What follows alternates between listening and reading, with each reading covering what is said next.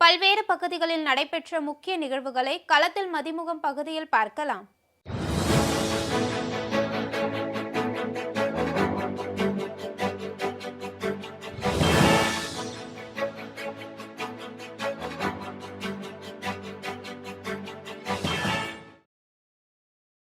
திருப்பத்தூர் மாவட்டம் ஜோதிமங்கலம் பகுதியைச் சேர்ந்த அன்பரசு முறையான மருத்துவ படிப்பு பயிலாமல் நோயாளிகளுக்கு மருத்துவம் பார்த்ததாக கூறப்படுகிறது. இதுகுறித்து மாவட்ட மருத்துவ மற்றும் ஊரக நலப்பணிகள் இணை இயக்குனர் ஞான மீனாட்சிக்கு தகவல் கிடைத்தது. அதன் பேரில் அந்த பகுதியில் சோதனை மேற்கொண்ட போது முறையாக படிக்காமல் மருத்துவம் பார்த்து வந்த அன்பரசை கையும் களவுமாக பிடித்தனர். மேலும் கிராமிய போலீசார் அன்பரசை கைது செய்து சிறையில் அடைத்தனர். திருவண்ணாமலை மாவட்டம் செங்கம் பகுதியில் பள்ளி சிறுவர்கள் விளையாடிக் கொண்டிருந்த போது அப்பகுதியில் இருந்து பாம்பு வருவதைக் கண்டு அலறியடித்து ஓடினர். இதுகுறித்து அளித்த தகவலின் பேரில் சம்பவ இடத்திற்கு சென்ற தீயணைப்புத்துறை மற்றும் மீட்புப் பணித்துறையினர் பாதுகாப்பு உபகரணங்களுடன் பாம்பை முறையாக பிடித்து வனத்துறையினரிடம் ஒப்படைத்தனர். இந்த சம்பவம் அந்த பகுதி மக்களிடையே அச்சத்தை ஏற்படுத்தியுள்ளது. விருதுநகர் மாவட்டம் ராஜபாளையத்தில் திருக்கார்த்திகையை முன்னிட்டு புவி வெப்பமயமாதலை குறைத்து இயற்கை பேரிடர்களை தடுக்கவும் உலக அமைதி வேண்டியும் பள்ளி மாணவர்கள் 25 பேர் உடல் முழுவதும் விளக்குகளை ஏற்றியவாறு பல்வேறு விதமான யோகாசனங்களை செய்து காட்டி அசத்தினர். இதனை பார்வையாளர்கள் ஆச்சரியத்துடன் கண்டு ரசித்தனர். யோகாசனங்கள் செய்த மாணவர்களுக்கு சிறப்பு விருந்தினர்கள் பரிசுகளை வழங்கி பாராட்டு தெரிவித்தனர். மயிலாடுதுறையில் பல்வேறு கோரிக்கைகளை வலியுறுத்தி ஓட்டுநர் தொழிற்சங்கத்தினர் வட்டார போக்குவரத்து அலுவலரிடம் மனு அளித்தனர். அதில் வட்டார போக்குவரத்து அலுவலகங்களில் நடைபெறும் லஞ்சம் ஊழலை தடுக்க வேண்டும், சொந்த பயன்பாட்டிற்கான வாகனங்களை வாடகைக்கு பயன்படுத்துவோர் மீது கடும் நடவடிக்கை எடுக்க வேண்டும் உள்ளிட்ட கோரிக்கைகளை வலியுறுத்தினர். மதுரை மாவட்டம் உசிலம்பட்டி தீயணைப்பு அலுவலகத்தில் மொத்தம் 21 பேருக்கு வருடாந்திர சீருடை ஆய்வு மற்றும் தளவாடங்கள் ஆய்வு நடைபெற்றது. தற்போது தொடர் மழை காலம் என்பதால் எங்கு பேரிடர் ஏற்பட்டாலும் உடனடியாக மீட்பதற்கு தமிழக அரசு மூலம் உசிலம்பட்டி தீயணைப்புத்துறை அலுவலகத்தில் அனைத்து உபகரணங்களும் தயார் நிலையில் உள்ளது.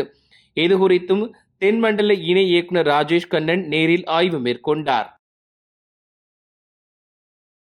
ராமநாதபுரம் மாவட்டம் பரமக்குடி நகர் பகுதியில் உரிய அனுமதி இல்லாமலும் உரிய தகுதி சான்று இல்லாமலும் அளவுக்கு அதிகமான குழந்தைகளை ஏற்றிக்கொண்டு தனியார் பள்ளி வாகனங்கள் செல்வதாக குற்றச்சாட்டு எழுந்தது. அதன் அடிப்படையில் பரமக்குடி மோட்டார் வாகன ஆய்வாளர் தங்கராஜ் தலைமையிலான அதிகாரிகள் ஆய்வு மேற்கொண்டு உரிய தகுதி சான்று இல்லாமல் இயக்கப்பட்ட 2 தனியார் பள்ளி வாகனங்கள் மற்றும் 2 ஆட்டோக்களை பறிமுதல் செய்து 70,000 ரூபாய் அபராதம் விதித்தனர். திருவாரூர் மாவட்டம் மன்னார்குடி, நீடாமங்கலம், நன்னிலம், குடவாசல் உள்ளிட்ட பல்வேறு பகுதிகளில் 5 மணி நேரத்திற்கு மேலாக கொட்டி தீர்த்த கனமழையால் திருவாரூரில் 10.8 சென்டிமீட்டர் மழைப்பொழிவும் நீடாமங்கலத்தில் 7.8 சென்டிமீட்டர் மழைப்பொழிவும் பதிவாகியுள்ளது. இந்நிலையில் ஆத்தாக்குளம் பகுதியில் உள்ள 20க்கும் மேற்பட்ட வீடுகளை மழைநீர் சூழ்ந்ததால் பொதுமக்கள் அவதியடைந்து உள்ளனர். எனவே நிரந்தர வடிகால் வசதி ஏற்படுத்தி தர வேண்டும் என பொதுமக்கள் கோரிக்கை விடுத்துள்ளனர். திருப்பூர் மாவட்டம் வலசுபாளையம் பகுதியைச் சேர்ந்த அம்மாவாசை என்பவரது மாடுகள் மேய்ச்சலுக்கு சென்ற நிலையில் மர்மமான முறையில் இறந்துள்ளது. இதனையடுத்து சம்பவ இடத்திற்கு வந்த பல்லடம் காவல்துறையினர் மற்றும் கால்நடைத்துறையினர் இறந்து போன மாடுகளை பரிசோதனை செய்து விசாரணை மேற்கொண்டு வருகின்றனர். இந்நிலையில் மர்ம நபர்கள் விஷம் வைத்துள்ளதாக அம்மாவாசை வேதனை தெரிவித்துள்ளார். திருப்பத்தூர் மாவட்டம் ஆம்பூர் அருகே குறுக்கே வந்த திருநாய்கள் மீது மோதாமல் இருக்க ஆட்டோவை திருப்பிய போது கட்டுப்பாட்டை இழந்த ஆட்டோ சாலையில் கவிழ்ந்து விபத்துக்குள்ளானது. இந்த விபத்தில் ஆட்டோ ஓட்டுநர் மற்றும் 9 பெண் தொழிலாளர்கள் என மொத்தம் 10 பேர் காயமடைந்தனர். இதனையடுத்து அவர்கள் அனைவரும் மீட்கப்பட்டு ஆம்பூர் அரசு மருத்துவமனையில் சிகிச்சைக்காக அனுமதிக்கப்பட்டனர்.